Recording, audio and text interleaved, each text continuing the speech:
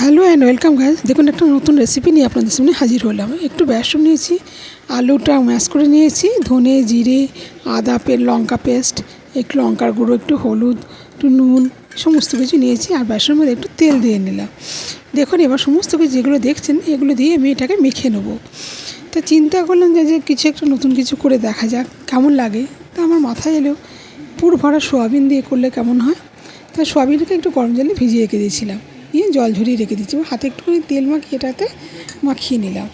এবার এটাকে আমি বলের আকারে গড়ে নেবো।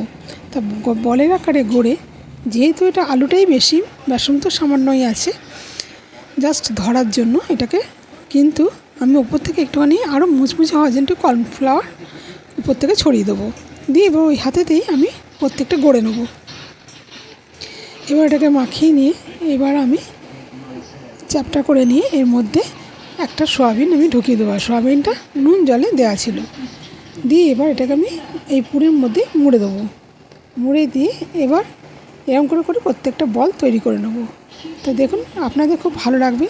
এটা একটা সুন্দর নতুনত্ব রেসিপি।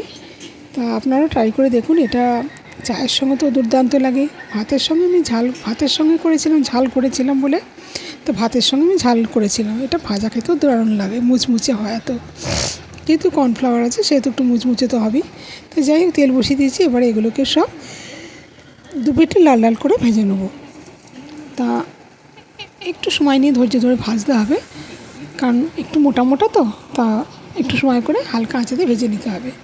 এই দেখুন এরকম করে ভেজে নেবো। নিয়ে প্রত্যেকটা গড়ে নিয়ে তারপর এই তেল যেটা রয়েছে এতেই আমার হয়ে যাবে। আর তেল আমি ব্যবহার করিনি। এতে আমি একটু সর্ষে, পোস্ত, কাঁচা লঙ্কা পেস্ট দিয়ে দিলাম। একদম সিম্পল রান্না করেছি, খেতেও খুব সুন্দর হয়েছে। শুকনো ভাত তো দারুণ খেতে লাগলো। তো যাই হোক, এবার একটু হলুদ গুঁড়ো, নুন দিয়ে দিলাম। দিয়ে একটু এবার এটাকে আমি তেলেতে নাড়াচাড়া করে নেবো। নিয়ে একটু লঙ্কার গুঁড়ো দিয়ে দিলাম, কারণ ঝাল ঝাল খেতে না হলে ভালো লাগবে না।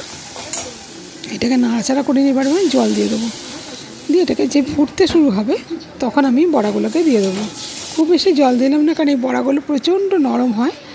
আর এটা কোনো শক্তর ব্যাপারই নেই, আর বেশি সেদ্ধ করারও প্রয়োজন নেই। তাই এর মধ্যেই যেটুকুনি দিয়েছি এতেই আমার হয়ে যাবে। এটা আমার 2 মিনিট মতো রেখে দিয়েছিলাম, দিয়ে তারপর অফ করে দিয়েছিলাম।